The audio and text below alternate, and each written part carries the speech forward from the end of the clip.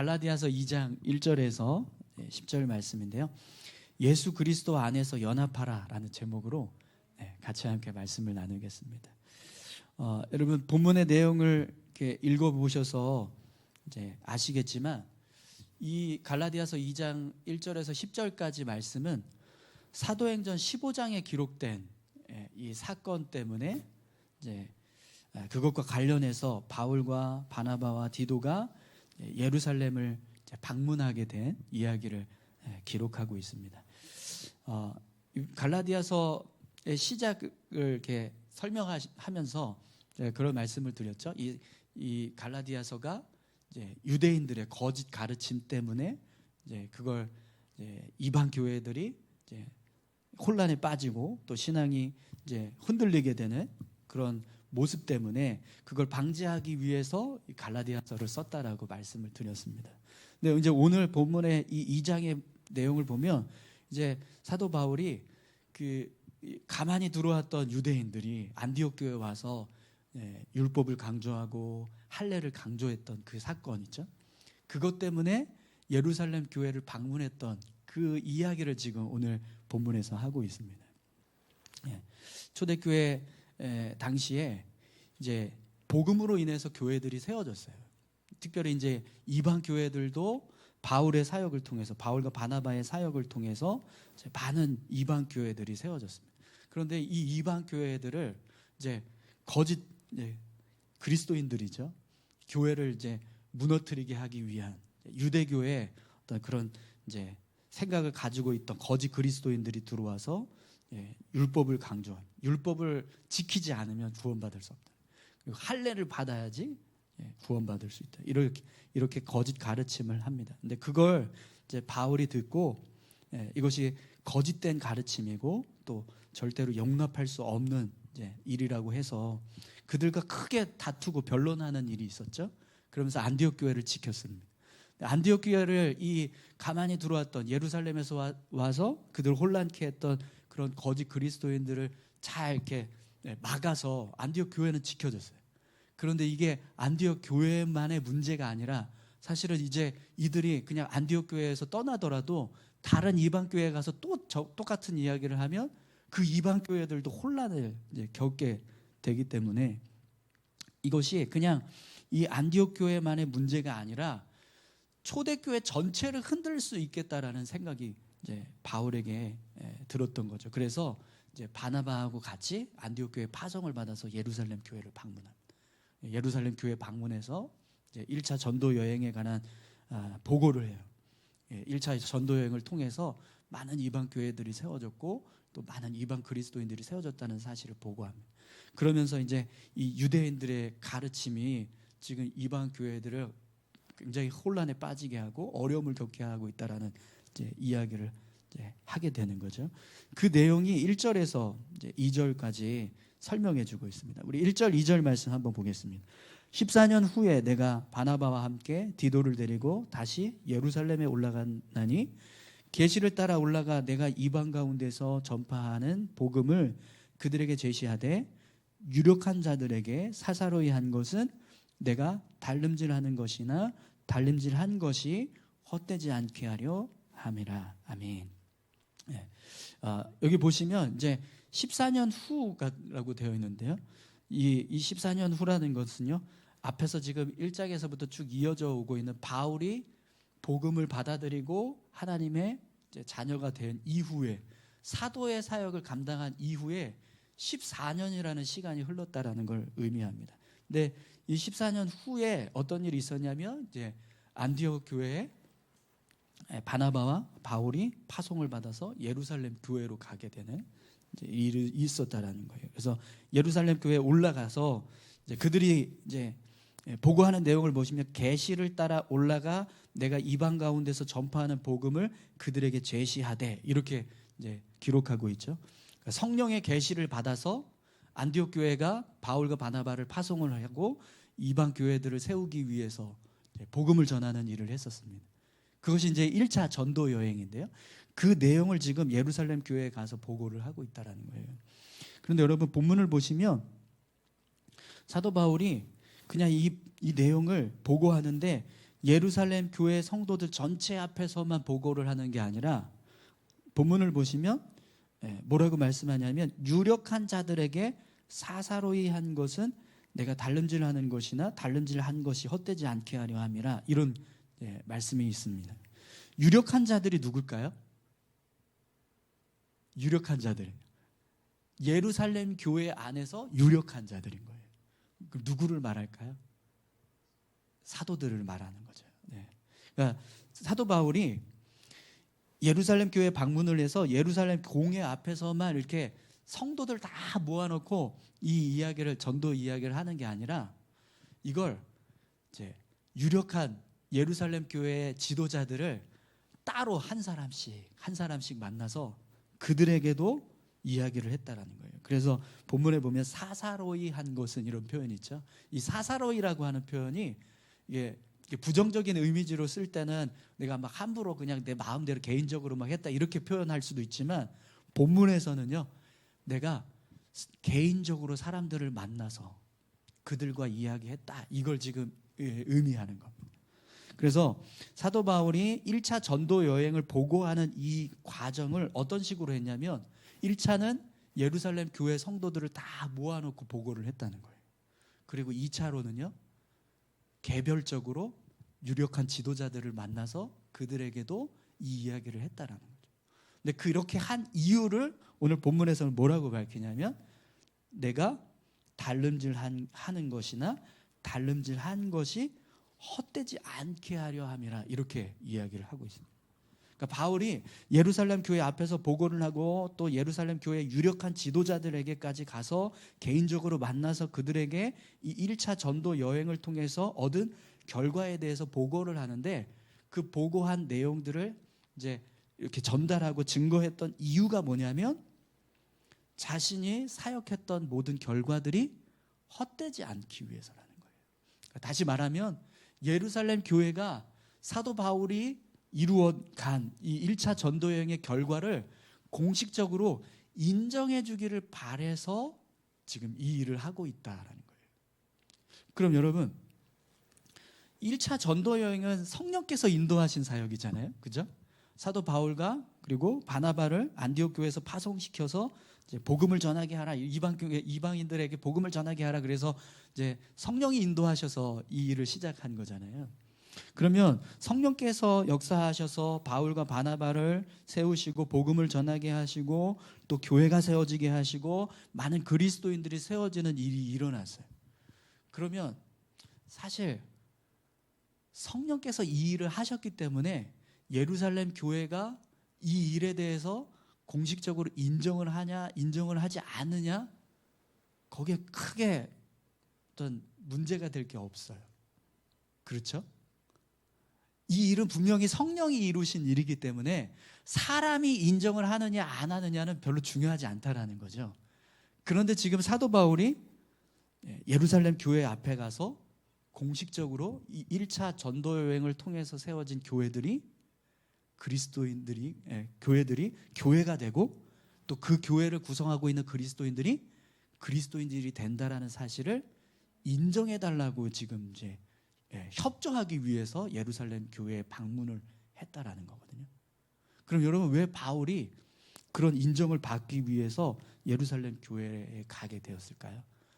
사실 이 사역은 성령께서 하신 일이기 때문에 그냥 성령께서 이루시고 끝나면 되잖아요. 그죠? 사람이 뭘 이걸 인정을 하냐 안 하냐 이거 자시고 그건 별로 그렇게 중요하지 않은 일이거든요. 그런데 사도 바울이 지금 그걸 공식적으로 인정받기 위해서 예루살렘 교회에 갔다라는 거예요. 왜 그럴까요? 예루살렘 교회가 1차 전도 여행을 통해서 얻어진 결과들을 부정해버리면 이방 교회와 예루살렘 교회는 연합이 안 돼요.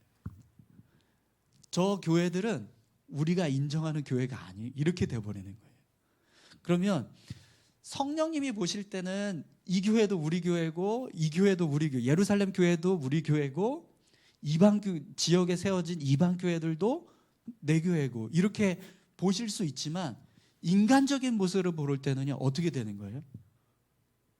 이제 지금으로 따지면 저긴 이단이 되는 거예요. 이방 교회들은 이단인 거예요.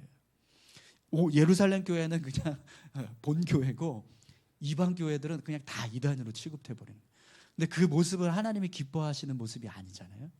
근데 이제 그래서 사도 바울이 그런 일이 생기지 않도록 하기 위해서 예루살렘 교회에 방문을 해서 1차 전도 여행을 통해서 얻어진 이 결과들이 성령에 의해서 이루어진 일이에요.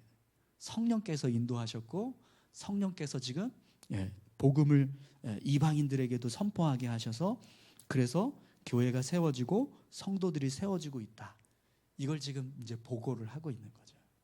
그래서 사도 바울이 이 예루살렘 교회에 가서 공식적으로 인정을 받으려고 애를 썼던 이유는 사실 교회를 위한 거예요. 그죠? 이방 교회를 위한. 자기 자신의 어떤 유익을 위해서가 아니라 또 어떤 자신이 이렇게 이런 제 사역을 해서 이런 결과를 얻었다. 이걸 자랑하기 위해서가 아니라 예루살렘 교회뿐만 아니라 수많은 이방인들 중에도 지금 교회들이 계속해서 세워져 가고 있다라는 사실을 알리기 위해서 이 일을 하고 있다라는 거죠. 그런데 오늘 본문을 보시면은요, 이 일을 이루어야만 하는 아주 분명한 이유가 한 가지 더 있습니다. 그게 이제 3절에서 5절까지 말씀을 이제 보시면 설명해 주고 있는데요. 우리 3절에서 5절까지 말씀 한번 보겠습니다. 그러나 나와 함께 있는 헬라인 디도까지도 억지로 할례를 받게 하지 아니하였으니 이는 가만히 들어온 거짓 형제들 때문이라. 그들이 가만히 들어온 것은 그리스도 예수 안에서 우리가 가진 자유를 엿보고 우리를 종으로 삼고자 함이로되 그들에게 우리가 한시도 복종하지 아니하였으니 이는 복음의 진리가 항상 너희 가운데 있게 하려 함이라. 아멘. 유대에서 온 거짓 형제들 때문에 안디옥 교회 성도들에게 할례를 강요하고 또 모세의 율법을 준수하지 않으면 구원받을 수 없다라고 하는 그런 거짓 가르침이 이제 선포되었습니다.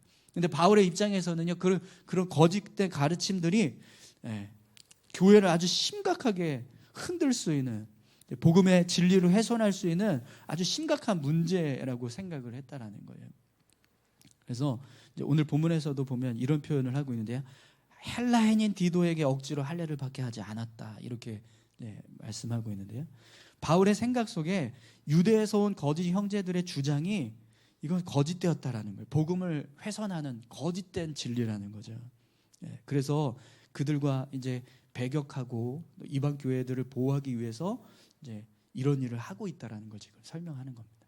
그러니까 결국에는 이 일이 예루살렘 교회뿐만 아니라 이방 교회들을 지키기 위한 일이 되고 또 이것을 통해서 복음이 훼손되지 않게 하기 위한 목적을 가지고 이런 일을 하고 있다라는 걸 알 수 있습니다.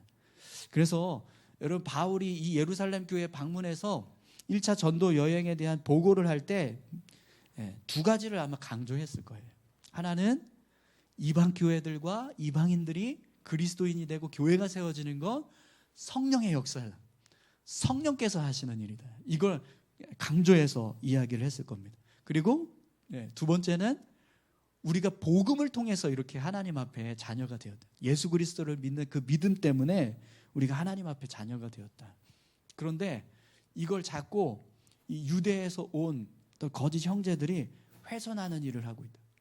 율법을 강조해서 율법을 지키지 않으면 마치 그것 때문에 우리가 구원받지 못하는 것처럼 이야기를 하고 있고, 우리가 분명히 예수 그리스도를 통해서 성령으로 세례를 받았는데 할례를 받지 않으면 거듭난 자가 될 수 없다라고 이야기하고 그런 일들을 하고 있다는 거예요. 그래서 예수 그리스도를 통해서 많이 하나님의 자녀가 될 수 있다는 걸 강조하게 되는 거죠. 여러분 이제 오늘 이 본문의 말씀을 통해서 우리가 바울의 모습에 좀 주목을 했으면 좋겠는데요. 지금 바울은 교회를 지키기 위해서, 교회를 세우기 위해서 일을 하고 있습니다. 그죠? 예루살렘 교회와 이방 교회들이 바로 세워져 가고 하나님의 뜻 안에서 온전히 세워져 가기를 바라면서 이런 일을 하는 거죠. 그래서 그냥 예루살렘 교회 앞에 가서 우리가 1차 전도 여행을 이렇게 했고 이런 결과가 있었습니다. 이것으로 끝나는 게 아니고요. 개개인적으로 유력한 지도자들을 만나서 그들에게도 이 일을 이야기하고 그들이 가지고 있는 생각을 변화시키기 위해서 애를 쓰고 있다라는 거예요. 여러분, 바울의 이 모습은요, 사실 우리가 이 땅에서 살아가는 삶의 모습입니다. 하나님의 자녀인 우리가 살아가는 삶의 모습이라는 거죠. 바울은 지금 하나님의 뜻을 바르게 세우고 하나님의 교회가 바르게 세워져 갈 수 있도록 하기 위해서 예루살렘 성도들도 만나고 또 예루살렘 교회의 지도자들도 만나고, 그래서 하나님의 뜻이 무엇인가를 열심히 증언하는 일을 하고 있다는 거죠. 근데 이 모습은 우리가 이 세상을 향해서 또 이 땅에 살아가는 모든 사람들을 향해서 해야 할 일이기도 하다라는 거예요. 세상 사람들은 이 땅에 소망을 두고 살고, 이 세상에만 우리 인생에 걸려 있다라고 생각하면서 살아갑니다. 그죠? 여기가 전부라고 생각하면서 살잖아요. 그런데 우리는 여기가 전부가 아니라 저기가 전부라고 생각하잖아요. 그죠? 네. 여러분 아멘이신가요? 우리가 살아가고 있는 우리의 삶의 소망은 이 땅이 아니라 하나님의 나라라는 걸 우리는 알고 있습니다. 그런데 그걸 알고 있는 우리가 그냥 아는 것으로 끝나는 게 아니라 사실은 알지 못하는 사람들을 향해서 끊임없이 여기가 소망이 아니라 저기가 소망입니다라고 말하면서 살아가야 한다는 거죠. 네. 사도 바울이 지금 아주 중요한 일을 지금 하나 하고 있는 겁니다. 예루살렘 교회가 수많은 이방 교회들이 세워졌는데 이 이방 교회들을 인정해 버리지 않으면 더 이상 이방인들을 향한 사역이 진행이 안 돼요. 그러면 이미 세워진 교회들조차도 부정하게 되고 그들을 인정할 수 없는 상황이 돼버립니다. 그러면 여러분, 지금처럼 교회가 존재할 수 있을까요? 없어요. 만약에 이방 교회들을 부정하는 일이 예루살렘에서 일어났다면 교회는 예루살렘 교회만 생길 겁니다. 그 외의 교회들은 다 문을 닫아야 되는 거예요. 이게 너무나 중요한 일인 겁니다. 그래서 바울이 이 문제가 얼마나 심각한지를 너무나 잘 알아서, 그래서 내가 그냥 이거 1차 전도 여행 보고하고 내가 이렇게 결과를 얻었습니다라고 하는 것으로 끝나는 게 아니라 이걸 이 예루살렘 교회 사역자들이 받아들이게 하기 위해서 개인적으로 그 유력한 지도자들을 만나서 그들에게 증언을 했다는 거예요. 이게 그냥 사람이 한 일이 아니라 성령께서 하신 일입니다. 그리고 예수 그리스도를 복음을 전했더니 정말 그들이 다 변화돼서 거듭나고 하나님의 자녀가 되었습니다. 그런데 예루살렘 교회로부터 왔다고 하는 유대인들 중에 어떤 사람들이 할례를 지금 강조하고 있고, 또 이방인들에게 모세 율법을 지키지 않으면 구원받을 수 없다라고 막 강조하고 있다. 어떻게 생각하냐? 당신들은 어떻게 생각합니까? 이러면서 그들을 설득하려고 막 애를 썼다라는 거예요. 네, 여러분 어떠세요? 지난 우리 추석 연휴 동안에 또 많은 가족들을 만나셨을 텐데, 그리고 우리가 매일 삶을 살아가고 있는데요, 매일 삶을 살아가고 있는 우리의 삶 속에 우리가 이 땅의 소망이 아니라 저기 하나님 나라의 소망을 두고 살아가야 한다는 사실을 얼마나 전하면서 살고 있느냐. 그게 진짜라는 걸 알고 있는 우리가 그걸 믿지 않고 있는 사람들을 향해서 이게 진짜라는 사실을 알리기 위해서 얼마나 노력을 하고 있느냐라는 거죠. 여러분 어떠십니까? 내가 개인적으로 누군가를 만나서 내가 이 사람에게 정말 이 땅이 소망이 아니라 저기 하나님 나라가 소망이다라는 걸 알려주기 위해서 개인적으로 만나서 한 사람 붙잡아 놓고 막 설득하고 막 애를 쓰고 그런 일을 하고 계신가요? 네? 하고 계세요? 네.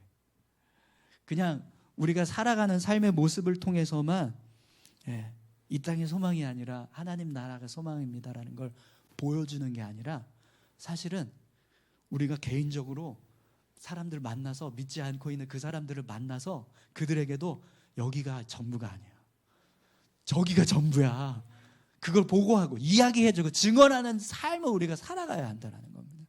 근데 지금 사도 바울이요, 그 모습을 우리에게 보여주고 있는, 교회가 바르게 세워져 가고 예루살렘 교회와 이방 교회들이 연합을 해서 하나님의 나라가 세워지는 이 일이 온전하게 되기 위해서 내가 어떻게 해서든지 이걸 설득시켜야겠다. 이걸 증언을 해야겠다.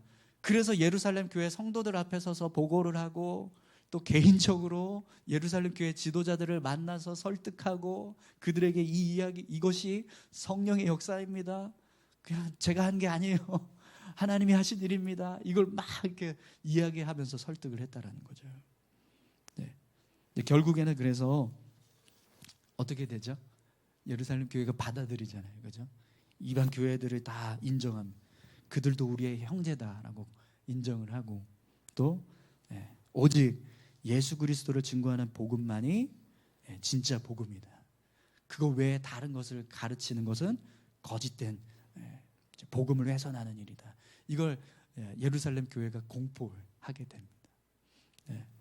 사랑하는 성도 여러분, 오늘 저와 여러분들이 이 세상을 향해서 끊임없이 하나님의 뜻이 이루어지도록 하나님의 선하신 뜻을 증거하는 증인으로 살아가실 수 있기를 소망합니다. 사실은 저도요, 추석 때 가족들을 만나는데 뭐 천국이 진짜고 우리가 예수 믿고 구원받아야 되고 내가 정말 하나님의 자녀로 삶을 살아야 되고 교회 안 나가시는데 교회 나가셔야 되고 떳떳하게 막 당당하게 이야기하지 못했습니다. 그냥 어떻게 사냐고 그냥 세상 이야기하고 요즘 어떻게 지내시냐 그런 이야기하고 그냥 끝나버렸지. 막 정말 증인의 모습으로 그렇게 막 이야기하고 그들에게 복음을 전하고 그들에게 천국에 대해서 이야기하고 예수 믿어야 된다고 강조하고 그러지 못했던 것 같아요. 여러분 우리 삶이요 오늘 사도 바울과 같은 모습으로 삶을 살아갈 수 있기를 소망합니다. 우리가 10월 한 달 동안 특별 전도 기간으로 정했잖아요.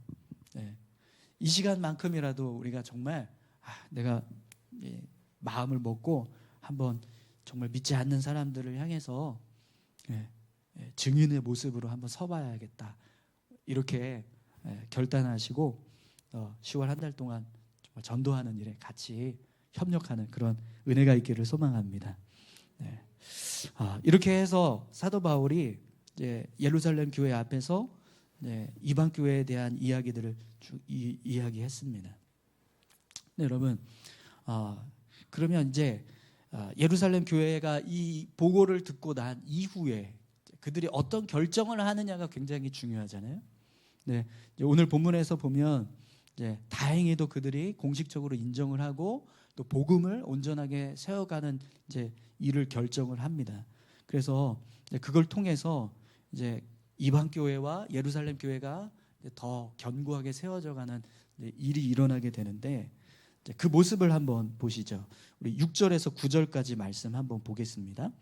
유력하다는 이들 중에 본래 어떤 이들이든지 내게 상관이 없으며 하나님은 사람을 외모로 취하지 아니하시나니 저 유력한 이들은 내게 의무를 더하여 준 것이 없고 도리어 그들은 내가 무할례자에게 복음을 전함을 맡은 것이 베드로가 할례자에게 맡은 것 같은 것을 보았고 베드로에게 역사하사 그를 할례자의 사도로 삼으시니가 또한 내게 역사하사 나를 이방인의 사도로 삼으셨느니라. 또 기둥같이 여기는 야고보와 게바와 요한도 내게 주신 은혜를 알므로 나와 바나바에게 친교의 악수를 하였으니 이는 이방인에게로 그들은 할례자에게로 가게 하려 함이라. 아멘.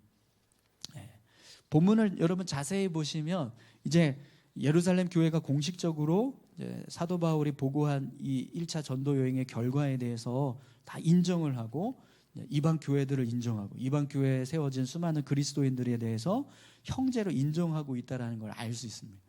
그런데 그 내용을 자세히 보시면 오늘 본문은 그냥 단지 이방 교회가 하나님의 교회다. 이방인들이 그리스도인이 된 것도 하나님의 자녀가 되었다. 이렇게만 인정하고 끝나는 게 아니고요. 더 중요한 일을 지금 이제 공식적으로 인정해주는 모습이 되고 있어요. 어떤 모습이 지금 인정이 되고 있죠?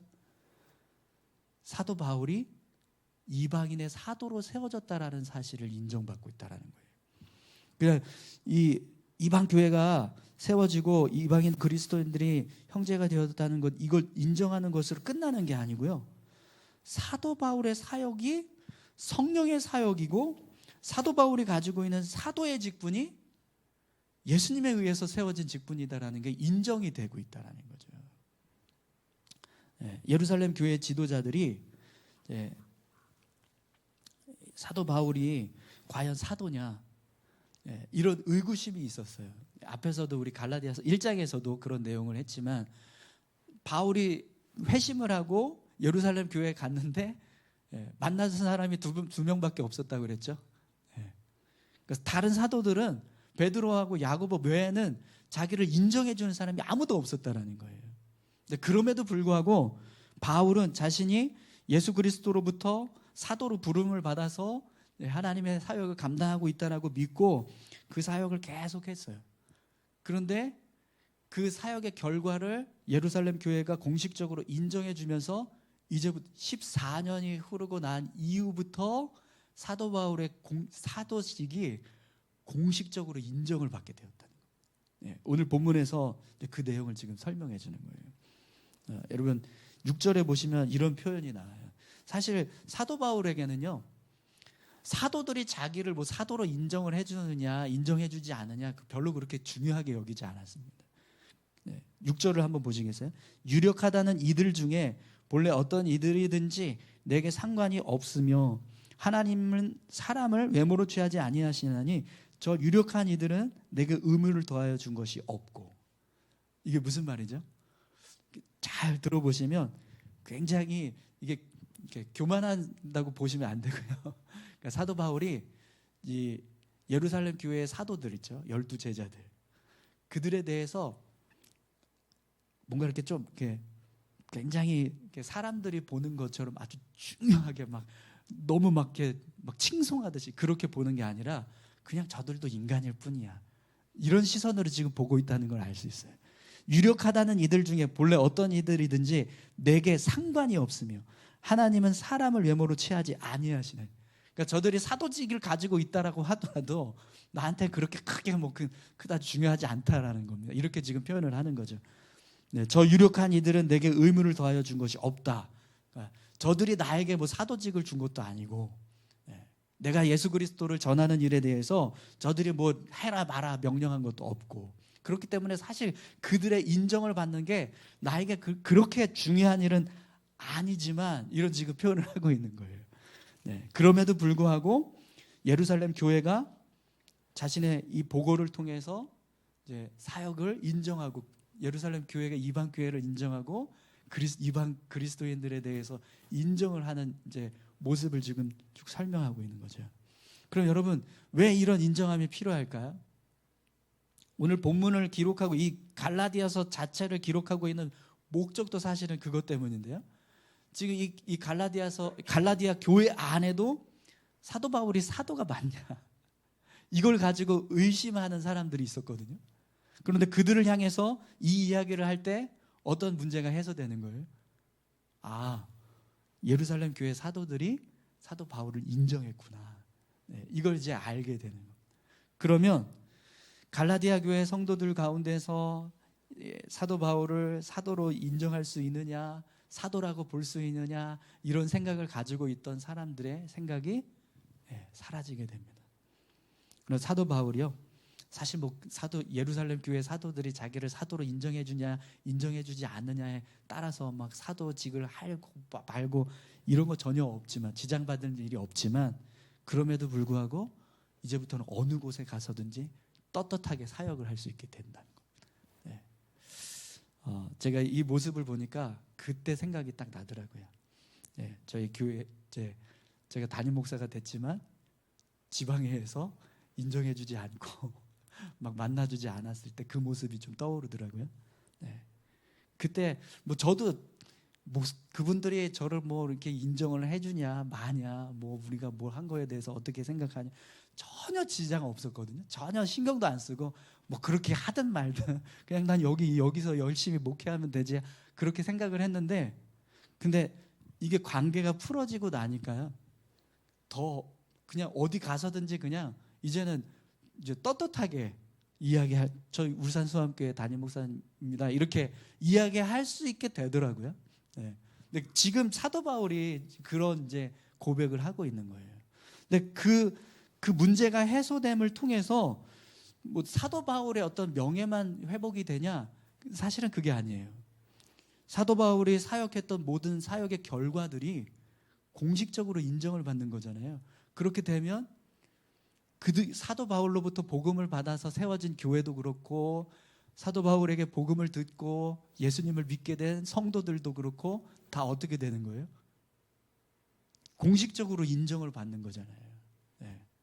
그들이 믿고 있는 신앙, 그들이 가지고 있는 교회, 그 모든 것들이 공식적으로 인정을 받게 되는 모습이 되는 거죠. 네. 그러면 결국에는 이제 이방 교회가 더 견고하게 세워져 갈 수 있는 겁니다. 네. 그래서 사도 바울이 지금 이 일을 열심히 이제 했던 거예요.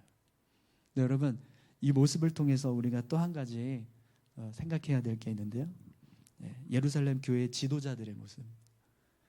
예루살렘 교회 지도자들이 사도 바울을 그냥 인간적인 눈으로만 보고, 쟤가 어떻게 사도야?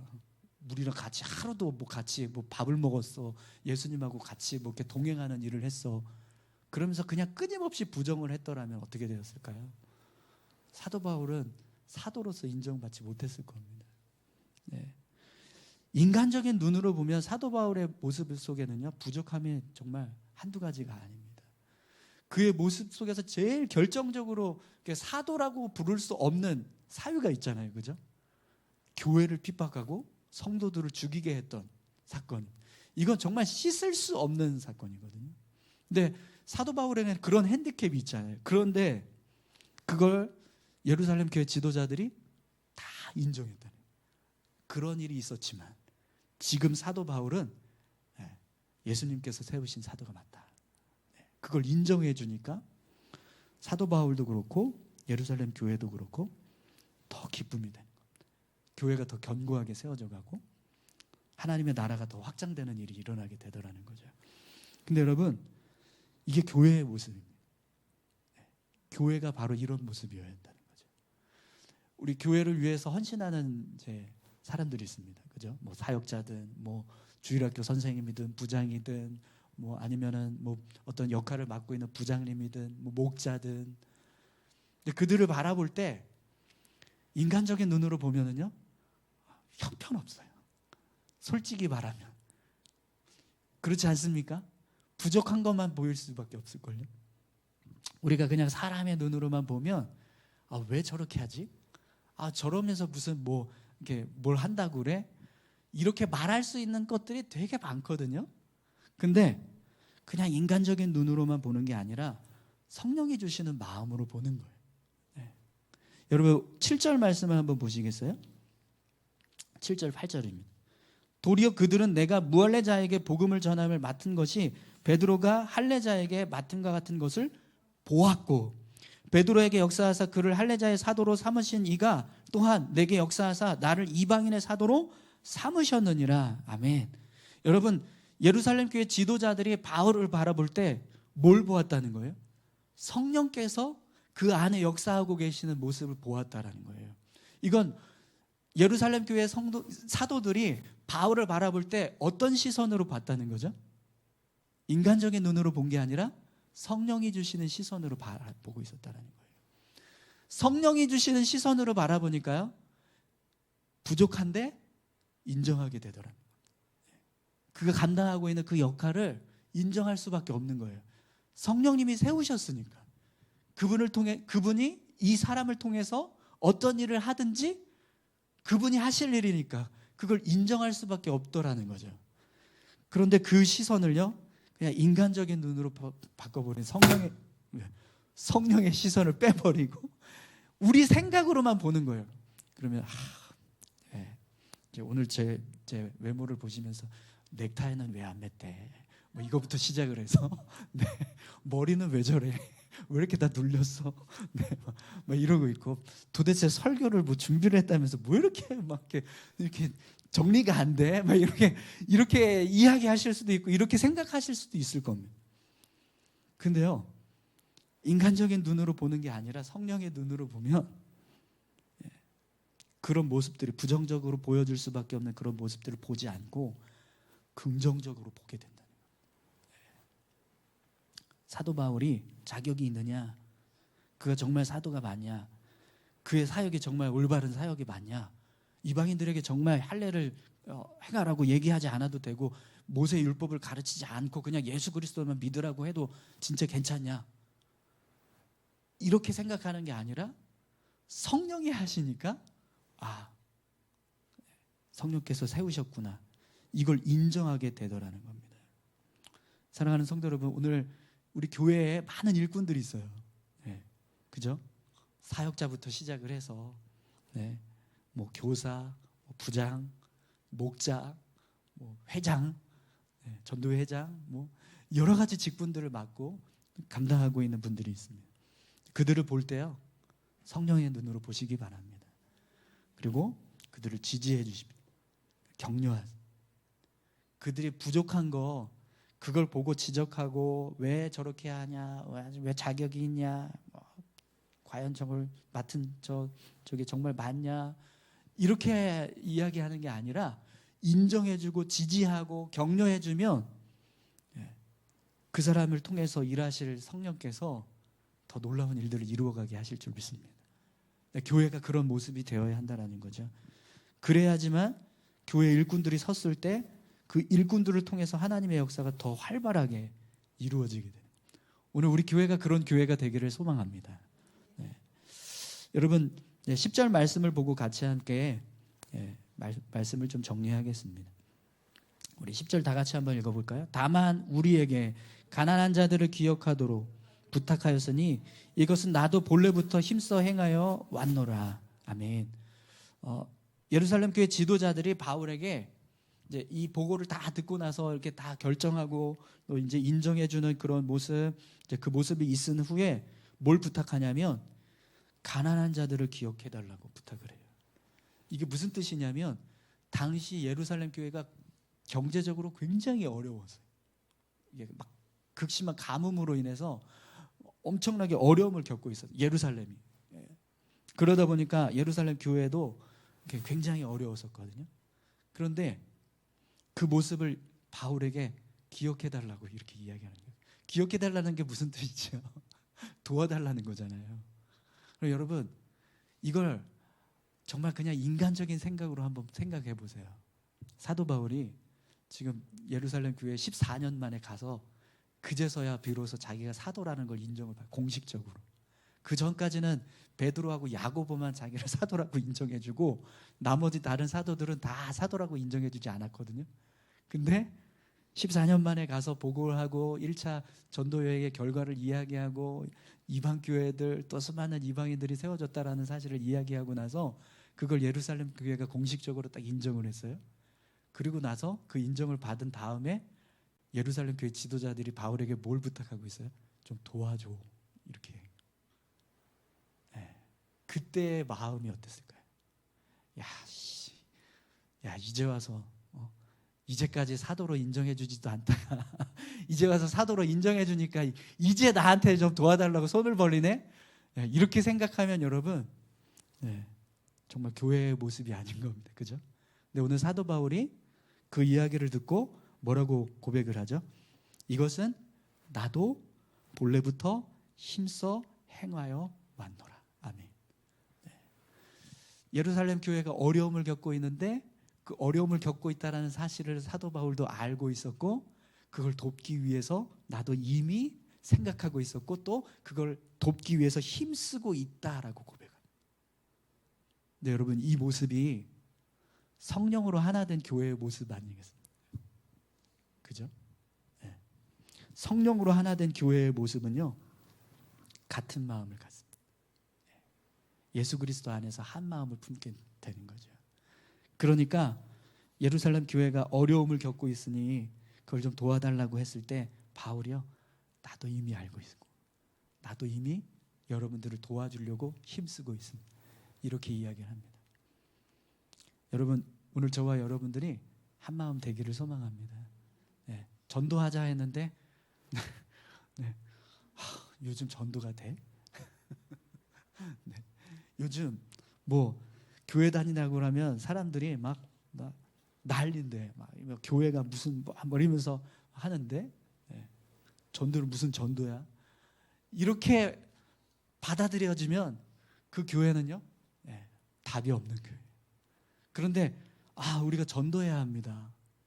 우리 죽어가는 영을 살려야 합니다라고 이야기했는데 맞아요. 내 옆에 살고 있는 저 아주머니, 내가 정말 전도해야 될 사람이, 내 친구 중에 교회 안 다니는 내 친구, 저 영혼 내가 전도해야 되는데 너무 잘 됐다고. 이번에 정말 12월달, 우리 10월달 이 한 달 동안에 정말 내 친구 한번 전도해봐야지, 내 이웃 전도해봐야지, 내 가족 전도해봐야지라고 생각하면서 정말 이름을 내고 기도하고 같이 전도하는 일에 힘쓰고 이러면 얼마나 은혜가 되겠습니까? 이런 교회가 되면 얼마나 하나님이 기뻐하시겠습니까? 그냥 이것뿐만, 사실은 이게 문제가 아니고요, 교회의 모든 사역 속에는요 이런 모습이 필요하다는 거예요. 어떤 사역을 하든지 그 사역에 다 같이 한 마음을 품고 그 일을 이루어가기 위해서 힘쓰는 모습이 필요하다는 거죠. 빌립보서 2장 2절부터 4절까지 말씀인데요, 우리 한번 찾고 이 말씀 읽고 마치겠습니다. 빌립보서 2장 2절에서 4절까지 말씀, 우리 같이 한번 읽어볼까요? 마음을 같이하여 같은 사랑을 가지고 뜻을 합하며 한 마음을 품어 아무 일에든지 다툼이나 허용으로 하지 말고 오직 겸손한 마음으로 각각 자기보다 남을 낮게 여기고 각각 자기 일을 돌볼 뿐더러 또한 각각 다른 사람들의 일을 돌아보아 나의 기쁨을 충만하게 하라. 아멘. 여러분, 우리 교회가 정말 같은 마음을 가지고 한 마음이 되어서 몸된 교회, 예수 그리스도의 머리 대신 몸된 교회를 세워가는 그런 믿음의 공동체가 되기를 소망합니다. 우리 같이 기도하실까요? 교회에는요 두 종류의 사람이 필요합니다. 사도 바울처럼 정말 생명을 걸고 하나님의 나라가 세워지기를 위해서 열심히 증언하는 증인이 필요하고요, 또 그런 증인을 옆에서 지지해주고 협력해주고 세워주는 협력자들이 필요해요. 그런 협력자들을, 또 그런 증언자들이 세워지기 위해서는요 그리스도 안에서 하나된 교회가 되어야 할 줄로 믿습니다. 우리 교회가, 우리 모두가 예수 그리스도 안에서 하나 되어지는 하나된 믿음의 공동체 될 수 있게 해달라고, 여러분 우리 예수 그리스도 안에서 연합할 수 있게 해달라고 같이 기도하시겠습니다. 감사합니다. 하나님 우리를 세우시고 인도하시는 줄 믿습니다. 주님의 마음으로 우리를 채워주시옵소서. 교회를 바라볼 때마다, 또 세상을 바라볼 때마다, 믿지 않는 수많은 영혼들을 바라볼 때마다 하나님 우리 안에 하나님의 마음을 부어주셔서 정말 하나님 애타하면서 저들에게 복음을 증거하고 하나님의 나라를 전할 수 있는 그런 귀한 마음들이 우리 안에 있게 도와주시옵소서. 교회의 모든 사역들을 이루어갈 때 하나님 온 성도들이 함께 연합하고 하나 되어지는 그런 귀한 역사들이 일어날 수 있기를 간절히 소망합니다. 우리 안에 하나님 인간적인 마음, 인간적인 눈으로만 사람들을 보고 평가하고 판단하는 것이 아니라 성령께서 주시는 마음으로 하나님 보게 하셔서 우리 안에 역사하고 계시는 성령님의 역사하는 모습을 보게 하시고 그것을 인정함으로 더 높이 세우고 더 지지해주고 격려해주고 하나님 함께 협력하는 그런 믿음의 공동체가 될 수 있도록 주님 인도하여 주시옵소서. 하나님 아버지 감사합니다. 함께 하실 줄 믿습니다. 아버지 하나님 감사합니다.